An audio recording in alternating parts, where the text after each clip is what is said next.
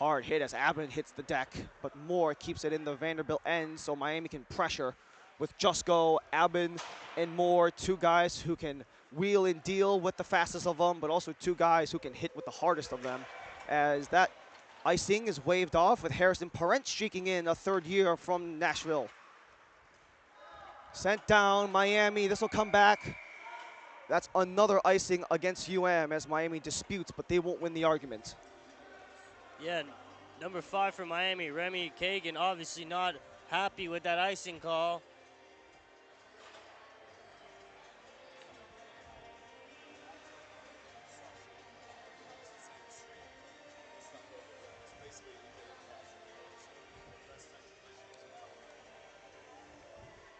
We pardon the technical issues here on the College Hockey South Network as the consolation games for the Division III side of CHS are concurrent as the diving block, Kashikani gets it free, Jusko kicks it out of the scrum and allows Brendan Moore to fly loose.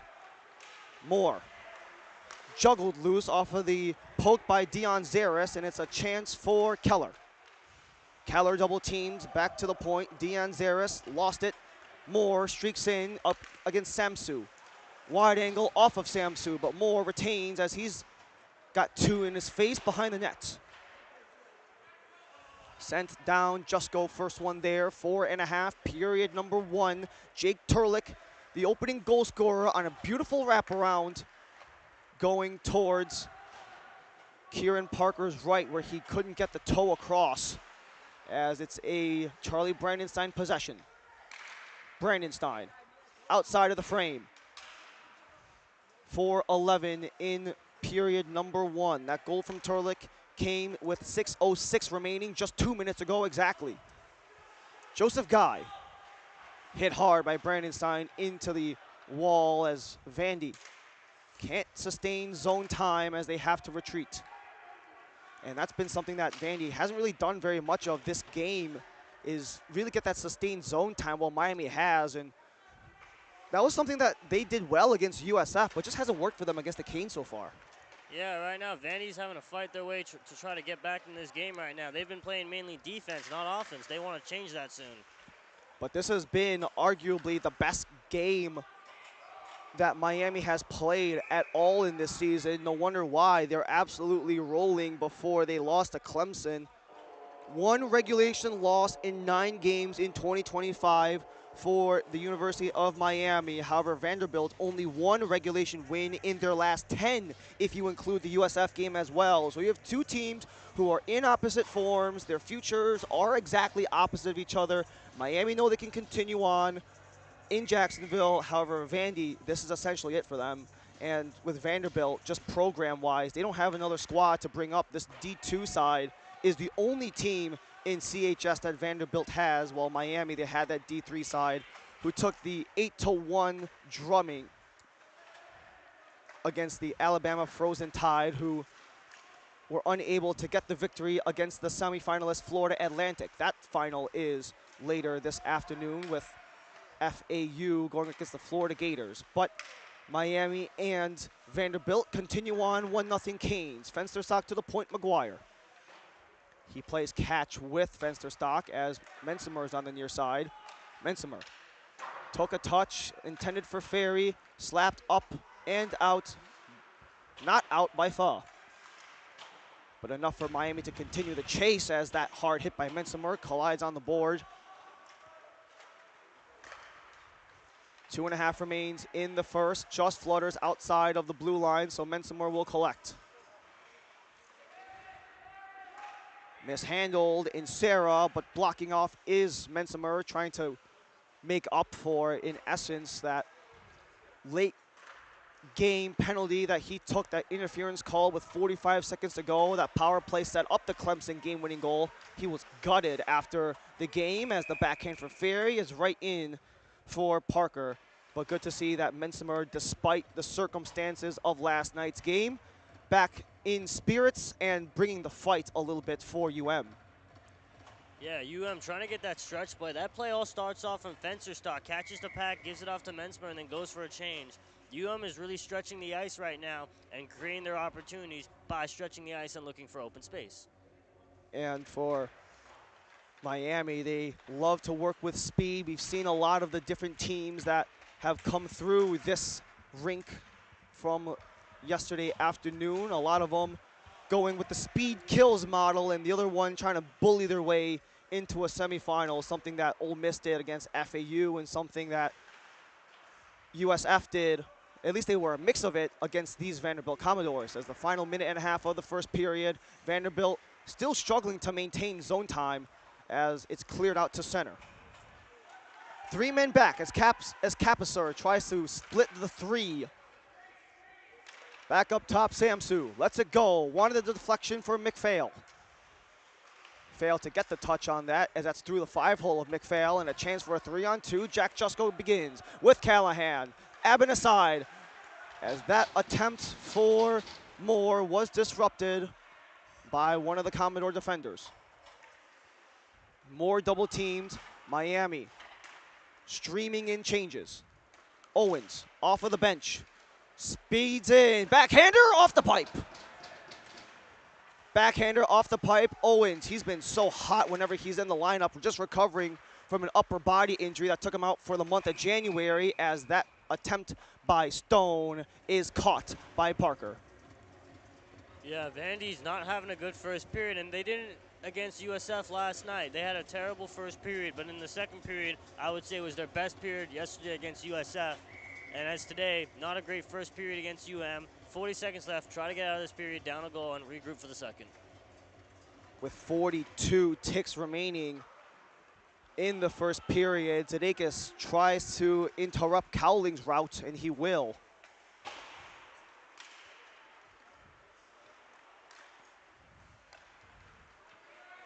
Stone the entry. Slips past one, can't split the D's. Zedekis winds up. That took a block out of play. Getting the stick out is the Torontonian Michael Cowling. Zedekis, a big guy, standing at 6'4" from Coral Gables. Wouldn't want to get in the way of that shot. He has been one of the best offensive producers on the back line for UM, and that comes after a struggling start in the 2024 stretch of the season. 4 points in 12 games, but really turned it up at the turn of the calendar. 8 points in 8 games, ending the regular season. That one was attempted for Gupta as it hits the corner. One last chance, Tarlik in front, sticked away by Parker, and that'll do it for period number 1. That'll do it for your first period. Your University of Miami Hurricanes up by a goal against the Vanderbilt Commodores, and we will see you soon for the second period. 1-0 to score. Jake Turlick at 6:06 remaining in the first period. Commodore 0, Miami 1. More from Coral Springs when we return.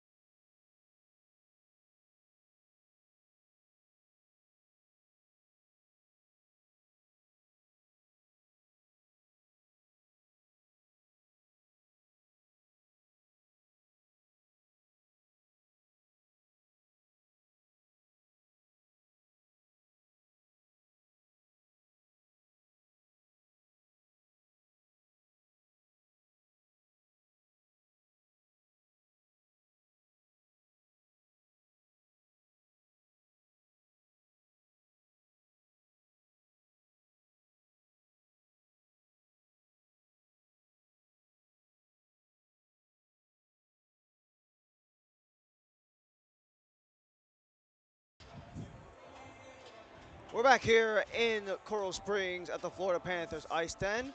Ryan Lee, Vasish Manmohat Singh with you the entire way through as we go through the CHS Division II playoffs. Miami and Vanderbilt playing in the 7th place consolation game, taking losses to USF and Clemson, who will actually square off against each other, with the other semifinal, Middle Tennessee State and Ole Miss knocking down Tampa and FAU respectively, which will be the next consolation game after this, with the semifinals in the nightcap. As we get back to center ice, Vanderbilt, they struggled to really maintain anything offensively the entire first 20 minutes of play, while Miami continuing to run and gun with the mix of power as well. As Miami, they're in the white, they'll go left to right in the second period. Vanderbilt in the all blacks, right to left. Vasish Manmohat Singh alongside me, Ryan Lee. Thank you so much for joining us on the College Hockey South Network, as this feed across was attempted to be touched in by Cowling, but can't connect. Good early start for the Commodores. However, it's only 13 seconds, now 19, as Miami whips it around, attempting to keep it in, but unsuccessfully was Zedakis, and it was a hand pass. They say it did go off of Zedakis' glove. Miami's 1-2 forecheck has been proving them dividends this game right now. They send the 1-4 checker in, and the Commodores are causing their own problems right now, and then Miami's trying to counterattack on those problems. We mentioned earlier that both of these two sides have been in playoff mode for pretty much the entire duration of February. That applies to Miami as well. Going unbeaten in regulation down the stretch. It was 8 games played across January and February. That included a lengthy 5-game road trip, including 2 games up in New York State against Albany and Union. Now a Stuhlin starts a 2-on-1. Fencer stock weaves through, and Parker keeps it out. How did that stay out? What a save by Kieran Parker. 6'2" comes across. Fencer stock there. Gets the great pass from Elias Lustin. It looks like he's got a wide open net as Kieran Parker goes down, but just gets it with a piece of the glove. And then Fencerstock comes to the bench with the most bewildered face ever. As looking at some of the players' faces, they can't believe that didn't go in, and they're not up 2-0 for the Canes. Fencerstock was looking for his 3rd goal and 5th point of the tournament. He went 2 goals, 4 points yesterday for the Melville, New York native, a senior who got his 50th goal with his 2-goal outing yesterday against the Tigers. Commodores try to flip it out. Eventually they do. Mensimer the man back. Mensimer flips it up for Moore. Moore's got Abbin and Jusko on this line. They were the same lineup that Tom Amella whipped out, as the whistle will go with McGuire hanging on. Looks like we're getting an interference call as signaled by one of the referees. I think it's going to be on number 4, Messmeyer. And so now the Commodores are going to get their first chance on the power play. I think this is the first power play of the game. It is for the Commodores, and for Max Mensimer, that is another interference call. He took the one with 46 seconds left to go. Last night against Clemson, that power play set up the Clemson go ahead with 33 seconds left to go. He was absolutely distraught after the game ended. And for the captain, it's kind of one of those generics that no matter what happens, you pine the loss on yourselves. That power play came on late. At least 10 seconds ran off. Correction, second power play for Vanderbilt. Mensimer also had another penalty in the first.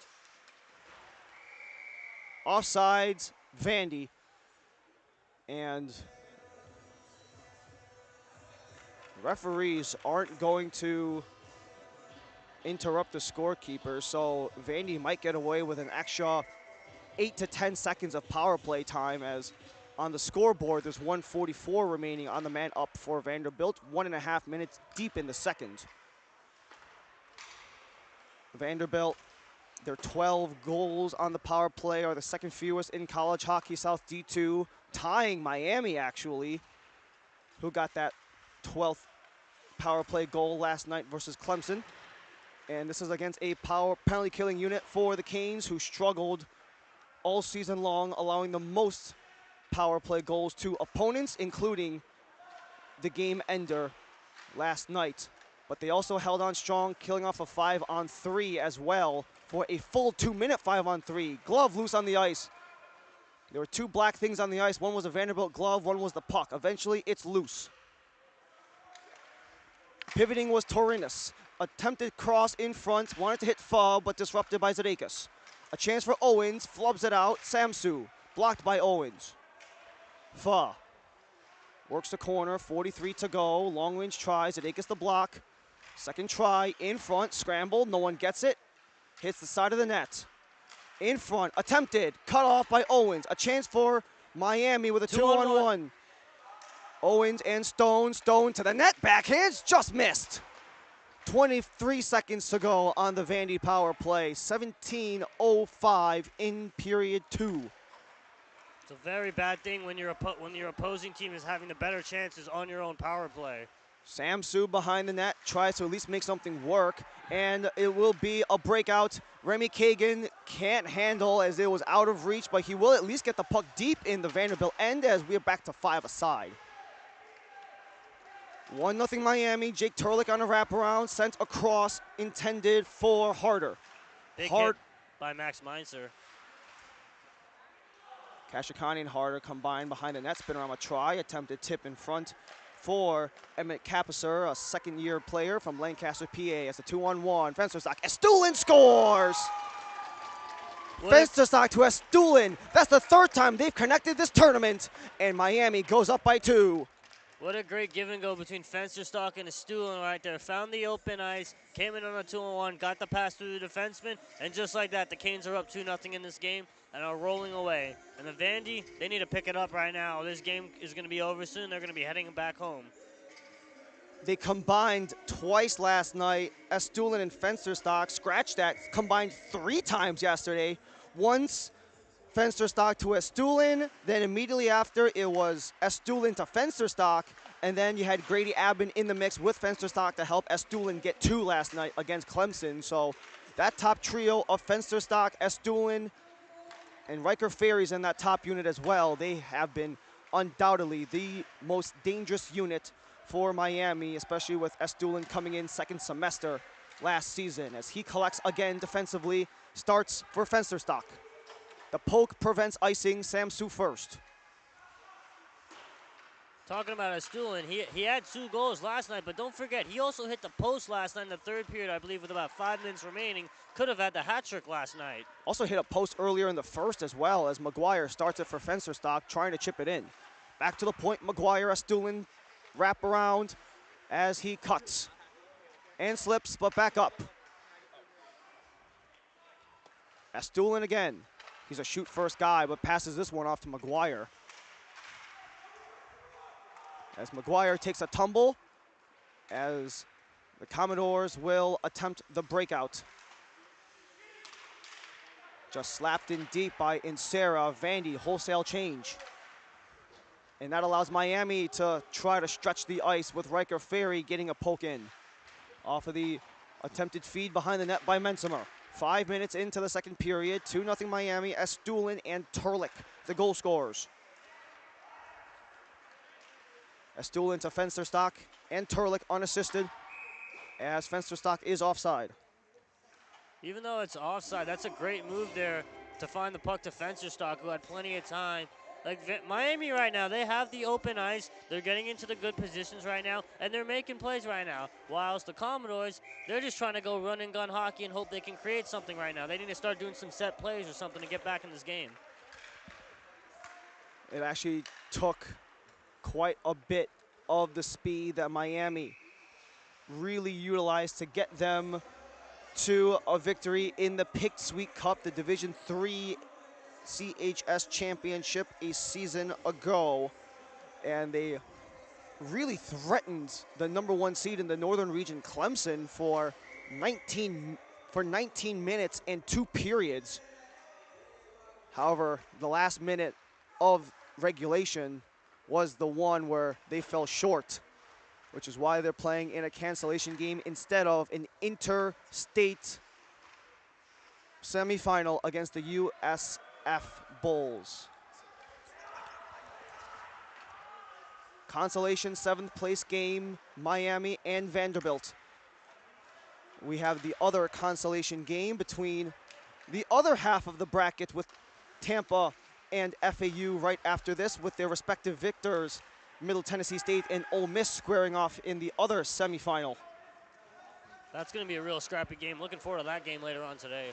Middle Tennessee State just brought the boom and the gas, while Ole Miss just bullied FAU the entire 63 minutes, including the OT period, as Stone wanted to wiggle past the Vanderbilt defense. Turlick unassisted, Astulin from Fensterstock are the goals. Vanderbilt absent on the board. 13.5 distance try. Jackson read it through. Kashikani gets it out. Michelini steps in as he banks it down as Miami will get fresh legs on. Great shift for the fourth line of for the Canes. If you ask Tom Amello, you absolutely will not be hearing any sort of number line talk. It's just a lot of guys trying to do their job and just work together no matter what happens. A lot of these pieces were struggling to build chemistry during the season, but it just built into something, into a magical run at the end to earn the final playoff slot in the final game of the year. Brandon Moore behind the nets, attempts a feed. He looks towards the D. Remy Kagan gives it a go, but that was blocked up in front. It was Cowling who was the roadblock, and now Vandy reverses with Harder. Harder pinched off by Kashikani. Kagan first.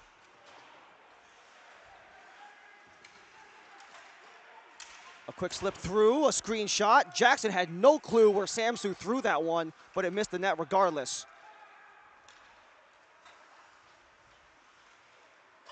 Moore works in, tries to give it a go, but Pho was on D.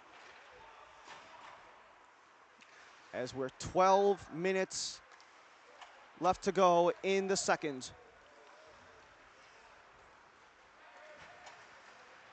Hit from McGuire on his man, Capisser.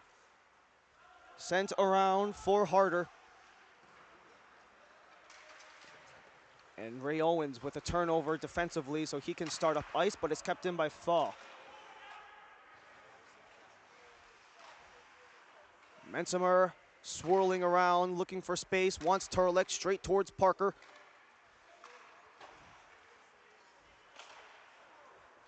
And that was just an errant pass, looking for the open ice so Turlick can race back. He's there, receives it again for Mensimer. Gives it a go from distance, rebound try, but Fensterstock could not bat it down. Turnover again, Fensterstock in the offensive end, 1v1, but he was wide. The Canes just keep coming in waves after wave. And this is more of the team that looks like they were worthy of the Pick Sweet Cup and the AAU National Championship. They were all out of sorts to start the season off because some of the new pieces, the chemistry was just off and trying to change things because the consistency of new line mates and opportunities just weren't there. But when you go undefeated in your final 8 down the stretch, that definitely will help you get a bid, especially with Miami fighting off 3 potential opponents as that's gobbled up by Parker. Having to fight off 3 opponents at the final portion of the season for the final slot in the CHF playoffs. They held off Florida Southern, winning that weekend series with a win and a draw. They also held off Lynn because Lynn couldn't get any of their wins, and UCF were unable to successfully earn a W as well, allowing Miami to earn their slot in the playoffs. But even though they took the loss against the Clemson Tigers last night, all sights are on Jacksonville in early March, where they'll be in Pool 3 in the AAU Nationals with High Point, Penn State, and Paul Smith, as Vanderbilt want to work the offensive end, disrupted by Astulin. Glove down, but lost it was Torinas, as the drive attempted by Larimer was interrupted. Fensterstock, Ferry, Astulin out again. Attempted feed in front, Ferry, turnover, shoots, it's off of Parker, no one can find it, so Parker will just squeeze and pray it's under him, and it is. Yeah, Ryan, talking about Nationals. Nationals this year will be held at the Community Igloo Ice Arena in Jacksonville, Florida. And one interesting thing about that arena is that they have 3 college hockey teams that play there: UNF, FSU, and the Florida Gators. And if I'm not mistaken, they also are the host of the ECHL's Jacksonville Icemen of the ECHL, the subsidiary of the Rochester Americans and the Buffalo Sabres. Correct. They also have a USPHL program too, the junior battalions. Jarred loose, Estulin with Fensterstock. Again, Estulin drives, holds, wraparound try, but Samsu, the obstacle there. 10.5 straight up in the air, but back in play. 10.5 deep in the second. 2-0 Canes. Stone wraps around. Along the point, Ferry covers. Stone from distance, Fensterstock deflected wide.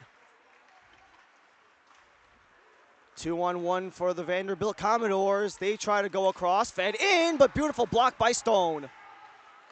That was intended all the way through for Michael Cowling, and it's a 3-on-2 the other way for Miami. Ferry backs off, wants Fensterstock back door, but too far behind him. Zadakis comes in, as does Zadakis. Zadakis and Ferry in the corner, but the Commodores jar it loose, and Estulin charges in. Bobbling, side of the net as the diving Fensterstock wanted to swing that one towards goal, but couldn't, and that will go up out of play. And due to just overall rules, that's not going to be a delay a game, but that will be treated the same as an icing, so Vanderbilt will be stuck with the same 5. Yeah, not good body language right now by the Commodores. If we were to take a look right now at the UM bench, every single player is up on the bench, standing up right now. Well, if you look at the Commodores bench, around half the team is sitting down right now. And down 2-0 in this game, they all need to be up on the bench, supporting each other, giving each other those talks, and try to get back in this game right now. It doesn't help with Vanderbilt, the string that they've been on, back-to-back losses, if you include last night icing against Vanderbilt. And that only one regulation win. It was a tight one, 3-2 on the road against Georgia Tech, and another win in that string as well. But that was in overtime against Clemson. So when you speak of 2 wins in 9 games, 2 wins in 10 games, pardon, and one of them coming in overtime, Vandy just coming down towards Coral Springs, not in great form. With Miami only getting a singular loss in overtime on the road to Union College. Hand pass will stop the play. And that was actually on a back-to-back road trip to New York State, where Union College plays in Schenectady, New York, near the Long Island region. So when you have to get an overtime loss in essentially a cross-country road trip up north for these South Florida boys, that can present a challenge, and they've definitely brought the fight here to Coral Springs. Kagan. 1v2 along the boards. That hits the jump harness. Yeah. So for those uninformed, this rink, right before this game started, there was figure skating practice being held on the ice that actually hit what's called the jump harness, where they strap in the figure skaters to help them get accustomed to the different configurations of their body, the contortion involved with some of the jumps and twists in figure skating to kind of assist them without any sort of restriction. Think of it kind of like a life jacket in a way, as Jusko sends that one wide.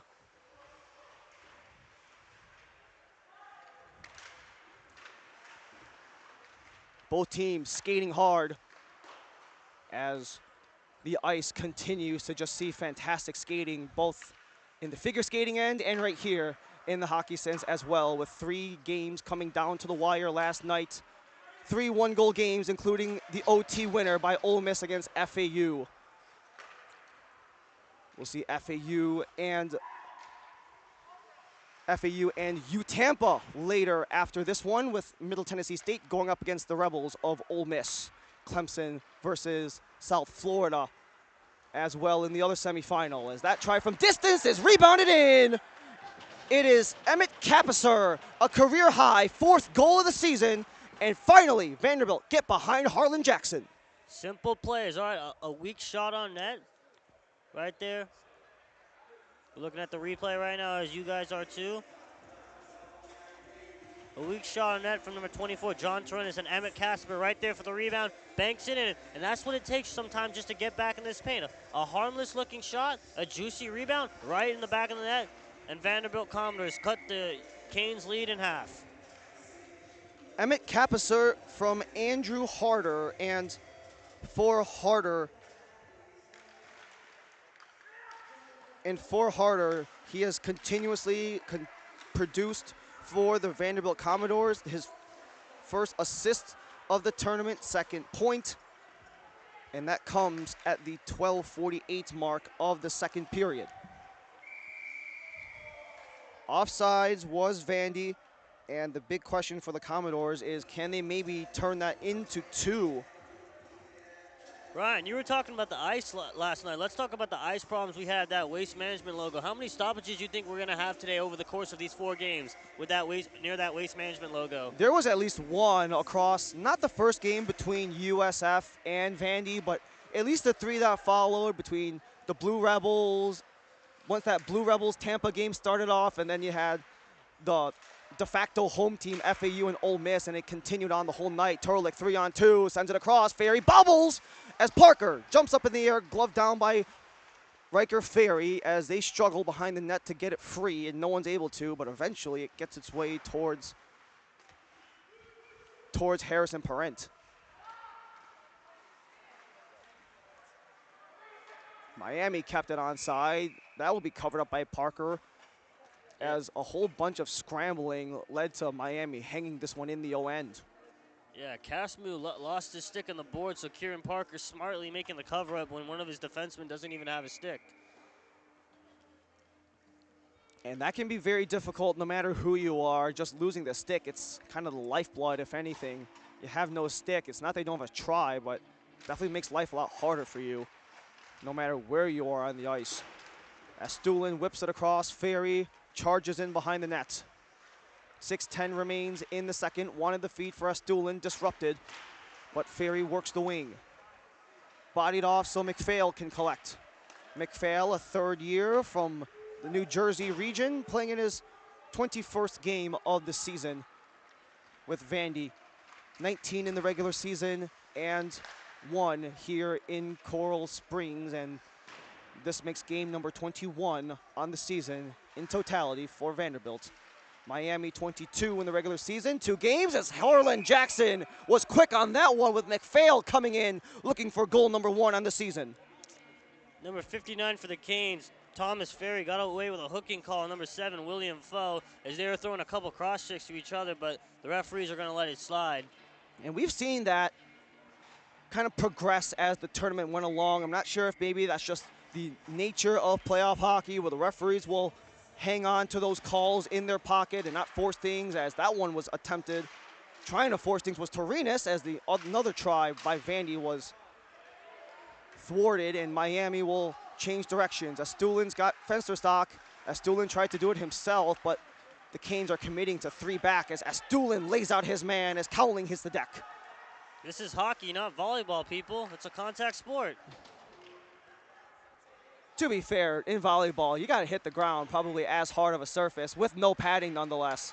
But Vandy up in front. Jackson stays strong on the post. And Mensimer in the face of his man. He goes back and forth. That's Harrison Parent, number 15. Mensimer and Parent behind the play, getting in each other's face. And we have seen this quite a bit from the tournament. We actually saw this quite a bit in Miami's game versus Clemson yesterday, the extracurriculars after, but nothing overboard like what we saw in the previous game where the Rebels and FAU, they kept sending guys off because it got excessive at times. But that's one of the key things of playoff hockey, consolation or in the playoffs, is how far do you go without the whistles being called against you? And that time, everything slid aside, all clean here. Maybe Harrison Parent was trying to ask Mesmer, where's the best place to eat on South Beach? I'm coming here for spring break. Wide angle try for Capisser was wide of the net. Capisser got that opening goal for Vanderbilt. As Vandy's back in. Harder Sends it around Miller. Miller harassed by Mensimer, poked out by Owens, and allows Moore to take a lane. Moore's around Samsu. He's all alone, but Samsu took a couple swipes off of Moore and dislodges. Great defense there by Samsu. Samsu, not necessarily a big player by nature, but he definitely makes his presence felt because he has a long reach. You won't really see him make contact, but you will see him using the frame quite a bit to reach in and dislodge things, especially going stick on stick quite a bit. You can rely on Samsu for that. As he goes off for a sub all the way down. Icing is waved off as Turlick gets there first, but Parker had Turlick breathing down his neck and didn't want Turlick to tuck in a second of the game. Great hustle by Turlick there to prevent the icing and give the Canes an offensive zone draw. So little things like that contribute to goals eventually. The offensive zone draw will go to Parker's left. As we mentioned, 4 goals allowed against USF in the regular season, 10 starts, 3, 4, 1, and 1 when he was in the net in the regular season with an .854 save percentage. Vanderbilt trying to go in on Harlan Jackson as that one sputtered wide. Grady Abbin to start the rush for Miami, but interrupted along the way by the Commodores. Michelini stepping in. Switching up already with Jusko, Abbin, and the extra forward is Michelini, who actually is a hybrid forward. Look at him, 6'68", and number 18, Sam Stone. They both play as hybrid forward defensemen. Jusko winds up from distance and caught by Parker. Yeah, number 68, Christopher McMillie, if I'm correct, was actually the captain of the D3 Miami squad, right, Ryan? 100%. He is the captain of the D3 team. He's one part of the leadership council on this D2 side. So if you see him, you'll actually see the C on his sweater because he wears the same jersey across the way. But benefit for Miami, a little bit scrappy, a little bit too much. William Pho in the box took 3 penalties yesterday against the Bulls and takes his 4th of the tournament, his 4th seat in the box. As the referee comes over to give the Vanderbilt coach an explanation right now. Yeah, big chance here for the Canes to get their lead back up to 2 goals. So a little bit of unsportsmanlike after the end of the play. That's something you don't want to see. And it looks like they're going to make somebody else serve the penalty, I think.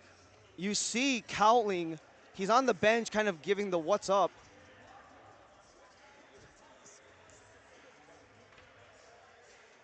So that's back-to-back unsportsmanlike penalties. This one was on the Vandy bench, so Wyatt Keller will serve. And this is very similar to what we saw last night against Clemson. And now we will have a 5-on-3 now, it appears. The only difference was Miami had to kill a 2-minute 5-on-3, but that's just because they took sequential penalties in the same sequence of whistles, and now they get an advantage for 2 minutes. Sudeikis and Stone play catch far side, wants to feed Fensterstock in front, gloves it down. This is going to absolutely be a hand pass. That's a no-doubter there. And because of that, I think they're going to dock Fensterstock potentially for delay of game. Yep, looks like Fensterstock's going to head to the box. We're going to have 4-on-3 power play for the Canes. So that was undoubtedly a shovel pass with the puck, and that will be enough for them to whistle it down for Fensterstock specifically, which for one of the hottest players in the tournament, 5 points on the tournament. That's not what you want to see necessarily, but Miami are still going to have a 4-on-3 advantage for 1:48. A very brief 12-second power play for Vandy as that rings the iron. Astulin with Stone, Ferry, and Sudeikis. It's essentially the exact same power play unit, just -1 as Astulin circles around. Astulin chips it along for Stone. He steps in, wants to find a lane. Astulin up top. Sudeikis and Stone, the points, Ferry in front. Astulin gets past one, loads up, but it's Samsu in the way. Sudeikis hangs on. Miami continues to possess Riker Ferry. Ferry gets past one, slips through, off the pipe, and out. Back-to-back shots off the pipe, one against Harlan Jackson's net, the other one next to Parker. What a move there by Thomas Ferry. Just got unlucky with the crossbar, the goalie's best friend. Maybe after the next break, we might see Kieran Parker give a little tap like Marc-Andre Fleury and Carey Price love to do, as that's sent down by Vanderbilt. You know, I've played with a couple goalies, and I played with one that loved to talk to his post. Like, he literally had a name for his post. They're very superstitious people. There's a whole load of stories we could get into about hockey superstition, but Estulin charges ahead, wants to cut across, and scores! Elian Estulin, number 2 on the game, number 4 in the tournament, and the CHS third team gets it done again on the power play. Just a great big power move by the 6'2" centerman from Pennsylvania, Doyleston. Coming up the right wing, makes a move, takes it wide on the defender, cuts in on goal, and finishes it on the forehand. What a great goal by Elian Estulin as the Canes regain their 2-goal lead. Estulin coming in hot form as well.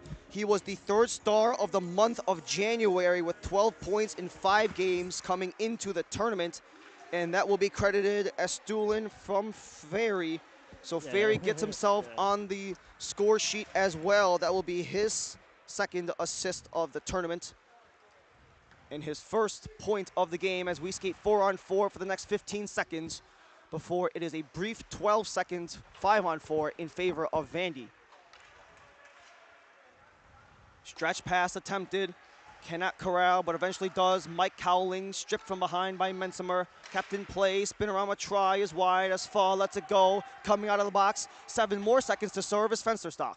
Clearing is Miami, and Fensterstock will return. 5 aside we go.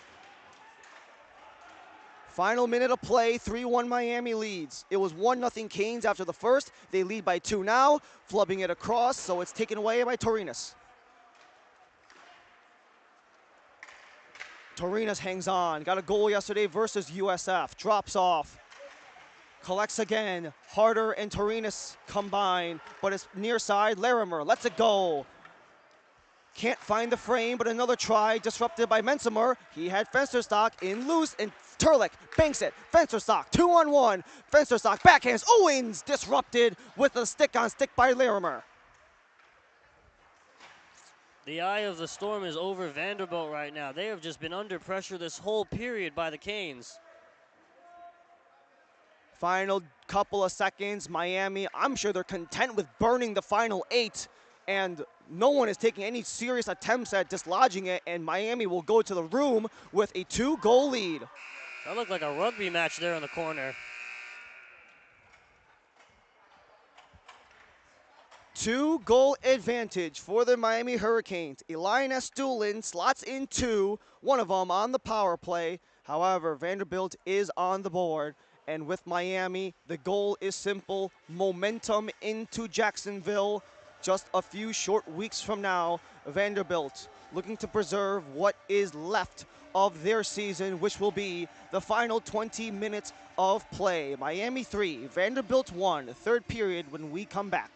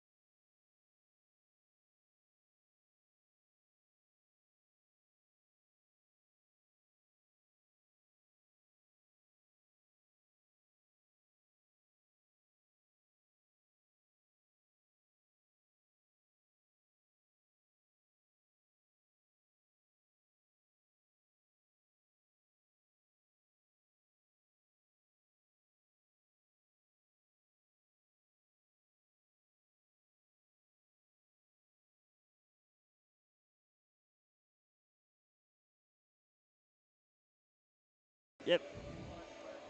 We return here to the Florida Panthers IceDen as we take a look at the brackets. We take a look at the semifinals later tonight. Clemson and USF, Middle Tennessee State versus Georgia, and then FAU and Tampa will be the other consolation game after the conclusion of this one. And you got a chance to see USF the other night, Vasish, being able to call their games, and that was definitely a scrap between them and Vanderbilt. Vanderbilt had a 2-goal lead against USF, but Bulls 3 consecutive goals to punch their ticket to the semis. Talking to some of the players last night after the game, it was a hard-fought win. They all really badly won it. Obviously, they couldn't get to their game early, but they found a way in that later part of that third period. It's all thanks to Grant Dietz and also head coach Joe Rhodes, who won Coach of the Year. And then Grant Dietz, MVP of the entirety of CHS D2, as Jarrett Fensterstock tries to evade the disruption of William Faw, but it is Elias Estelin to carry back at center. Elias Estelin, third all-team conference that was announced this morning by College Hockey South.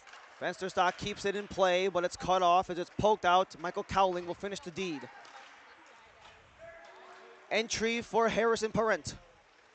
Parent wants to go backhand, but he is unable to connect with Faw as he collides in the corner with Estulin. Estulin can't get it out.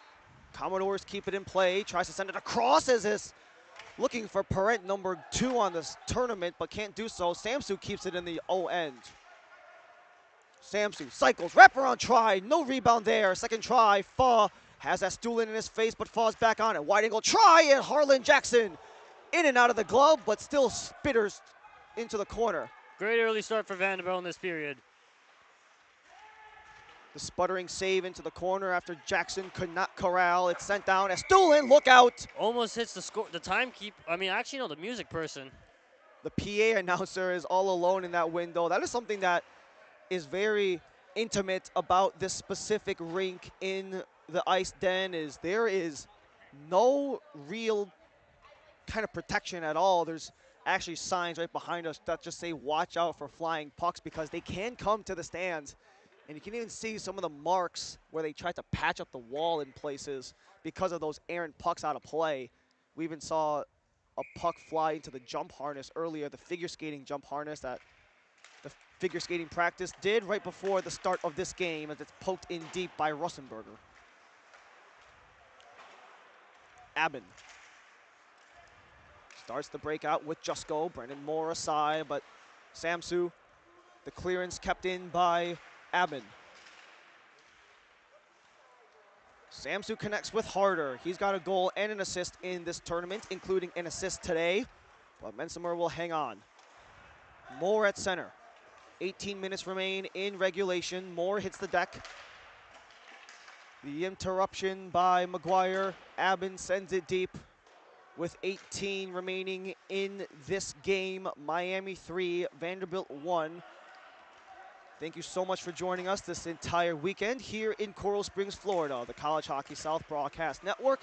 Ryan Lee along with Vasish Manmohad Singh with you at least for today, as we'll be continuing our coverage right after this, the second consolation game, the 5th place game between Tampa and the Florida Atlantic Owls. The Owls call this very rink home, where they play all of their games, getting upset by Ole Miss, who will be playing Middle Tennessee State. The Blue Raiders, the #1 team in the entire CHS D2 regular season standings. Clemson and USF with tight ones last night as well. The shot goes wide as it's held in by Guy. Owen Gupta gets it away from the defensive end. We'll just send it in deep as Miami will get fresh legs on. Torlik comes in on the forecheck. Gupta wants to meet Larimer.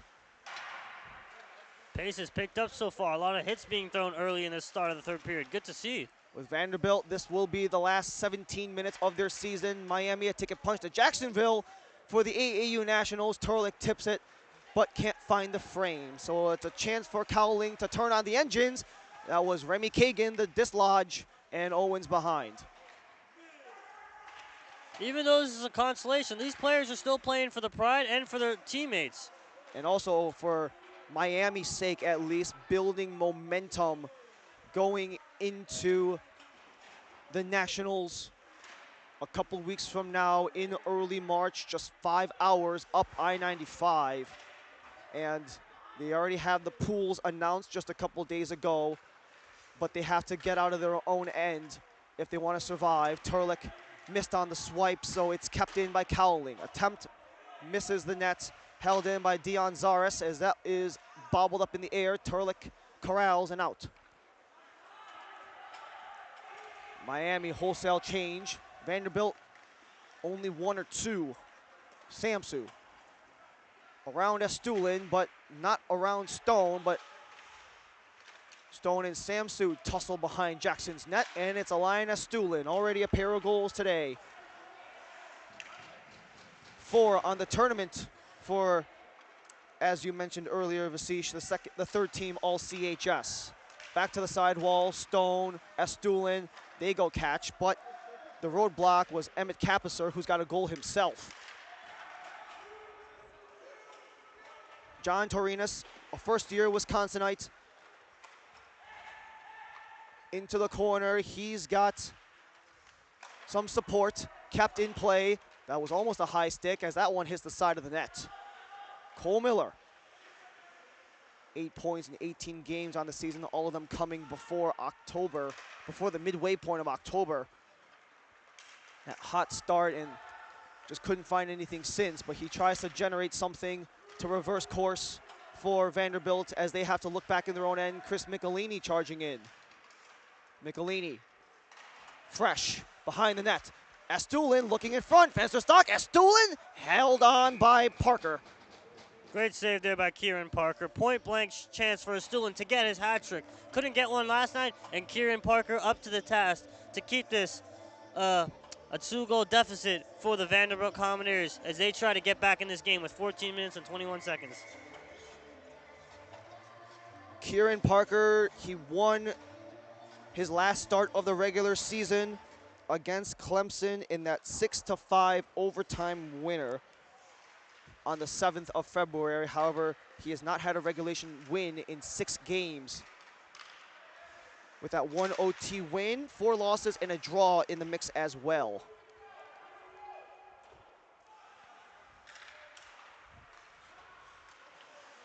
Held in by Estulin, wanted to go for Ferry and Fensterstock, but it comes around to the point. McGuire keeps it in play. The cycle, McGuire handles, bobbles, lost. Flipped up by another Wisconsinite, Wyatt Walker, and that's sent in deep. Mincemer will touch icing versus Vanderbilt. The Vanderbilt bench visibly upset right now. Down 2 goals. Haven't really got a ton of offensive zone time. Haven't really got any chances. It's been that same one line for UM Miami of Estulin, Ferry, and Fensterstock. It's been that same line all day for UM, and they've been hammering away against the Commodores. 2 of the 3 goals were due to that top unit of Ferry, Fensterstock, and Estulin. They're the only 3 guys on the team in the regular season who got double-digit goals and 20-plus points on the entire UM roster as the icing got waved off. Samsu slithers on through but hangs on as Commodores change up. Cole Miller holds, fires, and gobbled up by Harlan Jackson. Jackson hasn't had to do much work today, but when he has to do work, he's been sharp in net for the Canes. And for a Vanderbilt side, we mentioned they've struggled to score goals, but they've done a relatively good job at keeping things out of the net with the 5th fewest goals against in the regular season.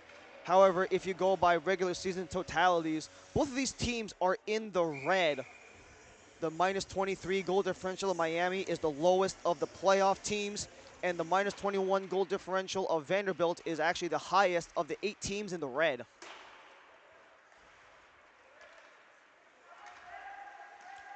Brandon Moore wants to cut the D, but cannot do so as he continues contact with Samsu behind the play.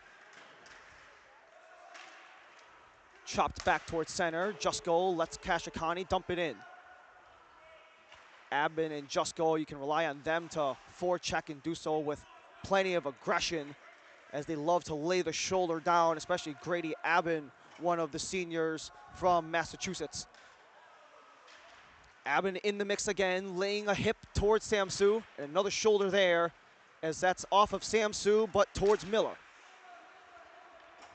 Moore is free, missed about 2.5 months due to a lower body injury back in October, and a chance for Moore in front. One pass too many. He went back to Abbott instead of going for goal, and that allows the Commodores to get it up, but Kashikani keeps it around. Sent in, Parker the save, and back towards the point, Kashikani sends it up as Miami will take fresh legs. Commodores will maintain.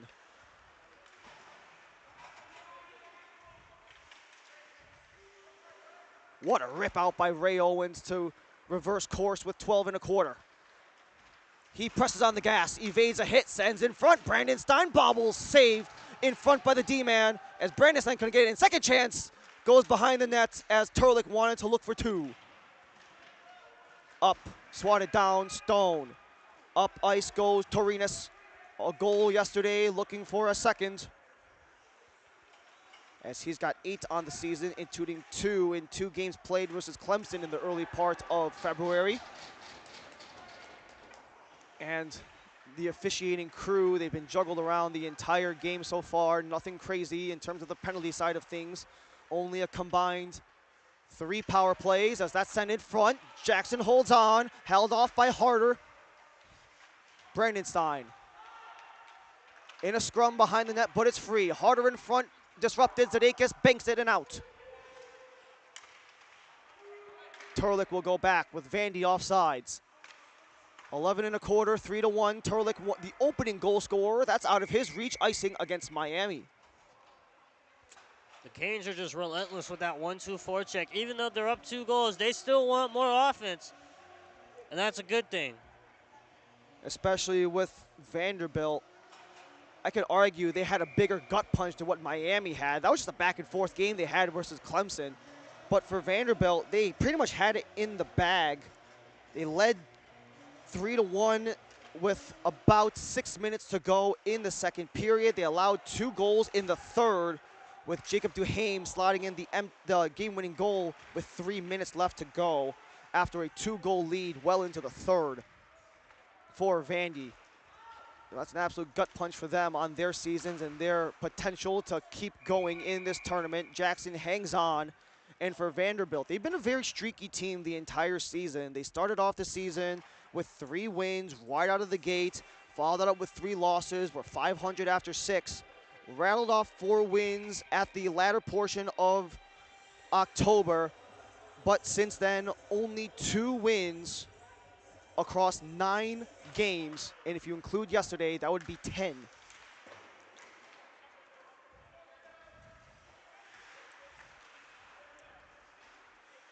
Imagine that turn of luck in the season. You go 7-3 to start things off, and you end the season, the regulation season, 9-1 after the start that Vanderbilt had. But it's just one of those things of the sport, the ebbs and flows of the season. Miami riding the hot hand right at the final moment as Metzimer tipped in, scores. Metzimer had Ferry in front. We'll see who they give the goal to, but it looks like Chris Michelini gets the tip in for the goal. Great play by Chris Michelini, right in front of the net. All right, point shot from Metzimer, takes away Kieran Parker's eyes. Great tip in the back of the net, and just like that, the Canes are up by a field goal with 10 minutes and 14 seconds left in the third period. 10 1/4 remains in the third period. Usually you might not necessarily see a matchup of Vanderbilt and Miami in regular play and conference play across their regulation conferences in the NCAA, but they do match up here in College Hockey South as it comes back. Metzimer icing Vandy. So it is just Michelini from Metzimer at 9:46 in to the third period. And for Max Metzimer, that puts him at 55 points in 70 76 games played in his 4 seasons for the senior. And Michelini, the sophomore, we mentioned it earlier, he's the captain of the Division III squad. He's one of the guys in the leadership group with his D2 side, as Riker Ferry wants to jar it free with a sent around to Matt Dianzaris.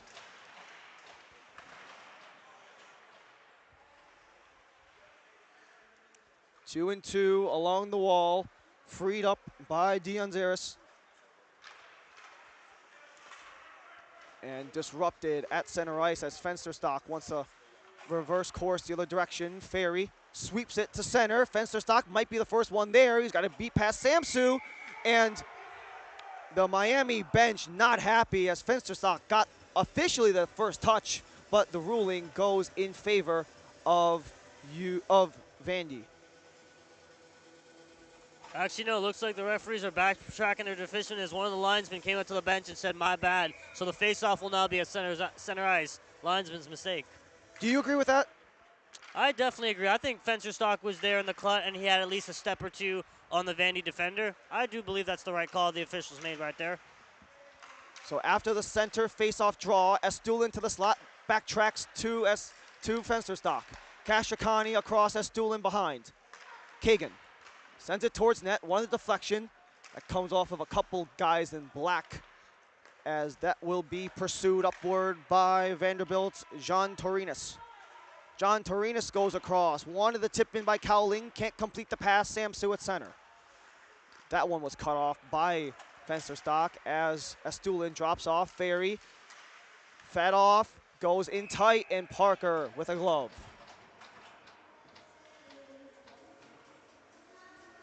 We got plenty of action coming your way right after this game. We got UTampa versus the FAU Owls, followed by Middle Tennessee State versus Ole Miss. And then the last game of the night, USF taking on Clemson in the second semifinal game. A lot of action ahead today, folks, so make sure to stay tuned all day. And don't forget about the other side of the tournament as well, being played concurrently, the Division II and Division III tournaments simultaneously. The consolation game between Alabama and Kennesaw State occurring at the same time. They kicked off pretty much at the exact same time. Was that Alabama-Kennesaw State game of D3, and now it's a 2-on-1 for Vanderbilt. Harder cuts across, and they score! What a feed, Harder to Capisser, run it back. They connect for the second time, and Vandy have got their second. That's what Vandy's got to do. They got 8 minutes in this game. If they want to get a little bit of momentum and get back in this game, it's going to start on things like that. 2-on-1, Harder with Capisser. Harder gets the pass across to Capisser, and Capisser squeaks it by Harlan Jackson. And just like that, the lead is cut back to 2. Emmett Capisser had 3 goals a season ago, the second year from Lancaster, PA. 3 goals a season ago. That brings his total now up to 5. And for Andrew Harder, a third season, another Pennsylvanian, that puts him at 3 assists on the season when he had 3 points entering the tournament. And this will come back as the whistle blows for icing, and we mentioned some of the future happenings in the tournament. On the CHS D3 level, the semifinals, the South Carolina Gamecocks versus the Georgia Bulldogs, the FAU Owls and the Florida Gators are the semifinal. And the other consolation game in Division III, the Volunteers of Tennessee and the FSU Seminoles will be the other consolation match as well. So still plenty of hockey action, occurring here at the IceDen across the couple of rinks here as Aben jars it loose, gets it free, streaks in, and that's Parker again. Turlick on the follow-up. Winding try, sent to the corner as Vanderbilt attempt to escape. And eventually they do, but Mensimer the first one back with possession.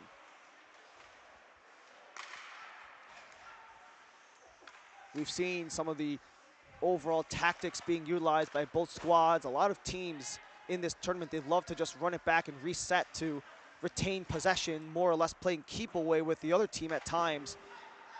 And it has worked to more or less a large extent. We saw Ole Miss succeed with that style of play against the FAU Owls, as it will be Brandon Moore working in. Back to Kagan at the point. Lets that one go. Save. Rebound. How did Parker keep that one out? Kept it out with the toe. And Miami's lead is still at 2. Kashikani lets it rip. He missed the net. Great sliding save there by Kieran Parker to keep it a 2-goal deficit for the Commodores. That's at least one desperation save for Parker across all 3 periods that easily could have been goals. Just got it with the tiniest of nicks to prevent it from crossing the goal line. And with Kieran Parker, not necessarily a massive guy, but he is lengthy at 6'2". He handles as it's played around. Dion Zaris in a corner fight with Brendan Moore. Michelini in to support Moore, but it's Samsu who walks away. Nice stick there by Kashikani, but can't get behind Dion Zaris. And it's reversed by Torinas. Torinas with Kagan in his face. Attempted wraparound try. Jackson stays tight to his post. 5.5 remains in the third. Miami 4, Commodores 2. Michelini, that fluttering puck just died right before it hit the blue line, so he had to give it the extra push to get it out to center, as it is a long-range try behind the net for Cowling. And the delay was called because of the offside. Vandy trying everything they could to keep it in. Miami trying to do the exact opposite with 5:04 in regulation. Ryan, out of all the games we had yesterday, which one was your favorite out of curiosity? The bias in me would say the Miami-Clemson one, because I have done some coverage with the U-Miami side, but you can never deny 3-on-3 OT when it's all said and done, and especially with an on-paper upset like FAU, the #1 team across AAU D2, sent down on their home rink against an Ole Miss side, coming across a very heavy underdog. And when you saw that first goal come in at only a minute 11 for the Owls, you didn't know how it was going to go, but Ole Miss stayed strong to bring that game to the extra on 3-on-3. I think I'm going to agree with that statement right there. And don't forget, USF having to come back as well from 2 goals down to take the advantage 4-3 when it's all said and done to earn their spot in the semifinals, as Fensterstock tried to come loose Samsu. I'd love to track his ice time. He's got to be at minimum over 29 minutes of ice time so far as Samsu comes in. Samsu tries to take it. Backhander try. Fed in. That's off of the side of the net. And Miami clears it to earn breathing room. 4 minutes remain. Period number 3. Miami already punched their tickets into the AAU Nationals. 1 of 8 teams in CHS D2 to do so. 5 of them are participating in this tournament. FAU and Tampa, the next consolation game. USF punched their ticket already into the Nationals and to the semifinals against Clemson. The Middle Tennessee State will take their first AAU berth. Backdoor, Parker again. How did that stay out once more? Parker, the desperation dives have continued to work for Kieran Parker. And this game could easily have been 8 goals for Miami, but Kieran Parker miraculous again. Once again, Fensterstock right in front, all alone on the left side. Looks like he's got an open net, but Kieran Parker up to the challenge once again. How many times have we seen that this weekend? This could easily be an 8-goal game for the Canes, but the first-year netminder for Vandy doing everything he can. And this is the Vanderbilt team who has done a relatively good job keeping the puck out of their net. Second fewest goals in CHS D2 allowed. But because of their struggles to put the puck in the back of the net in the first place, defense can only carry you for so long. Yeah. A turnover, Owens in tight. Kieran Parker again hangs on, but Turlick works the corner.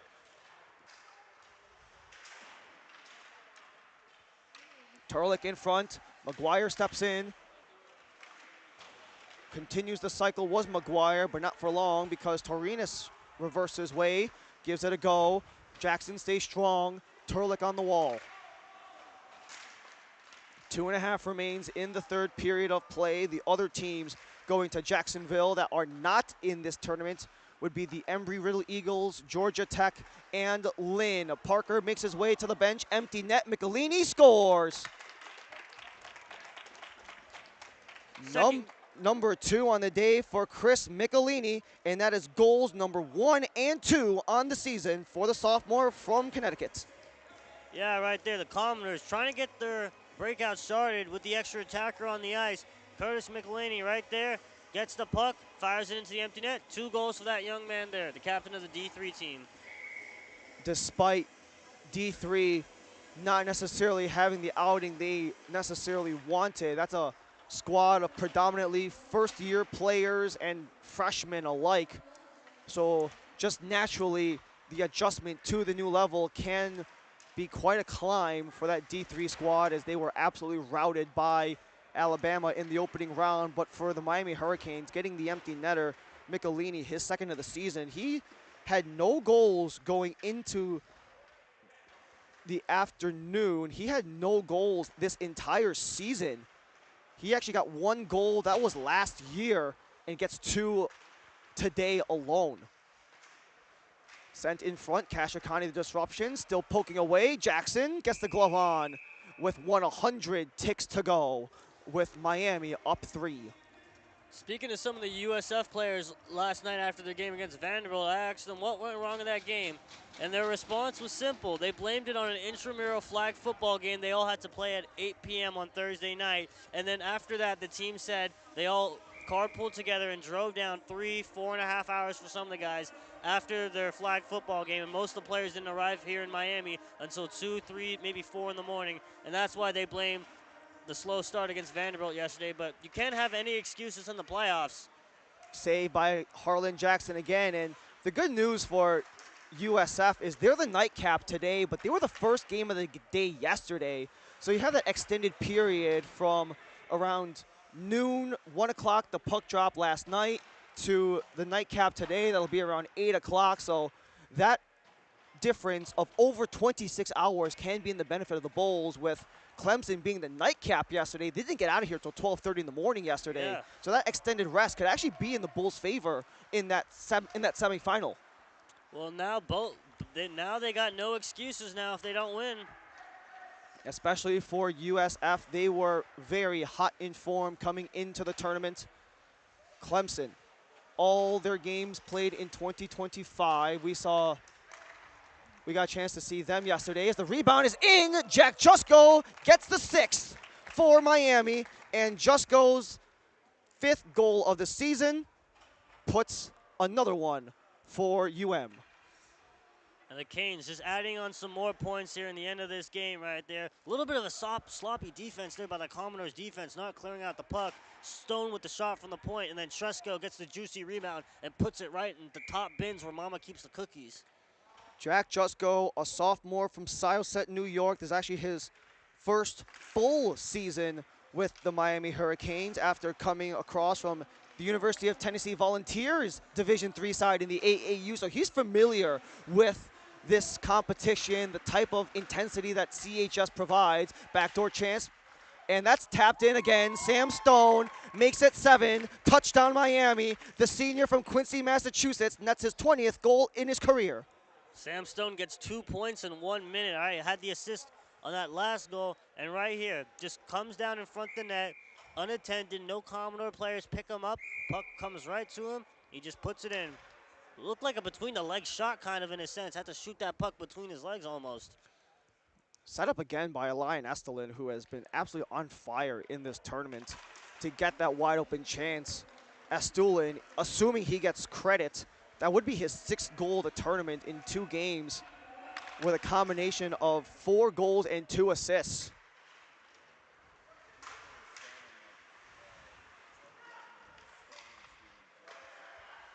Cross attempted, and that one is held off by Jackson to keep the deficit at 5.